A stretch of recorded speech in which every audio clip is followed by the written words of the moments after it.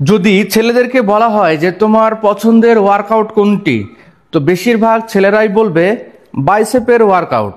কেননা বাইসেপ তাদের অনেক পছন্দের, যে টি শার্ট পরলে ভালো লাগবে দেখতে, গার্লফ্রেন্ড পটাইতে পারবে, এই জন্য তারা খুব বাইসেপের ওয়ার্কআউট পছন্দ করে।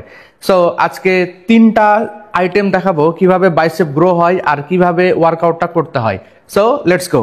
যদি আমরা বারবেলকে এভাবে বড় করে বারবেল কার্ল করি, তাহলে আমাদের কি হবে, আমাদের বাইসেপের হচ্ছে পিক উঠবে।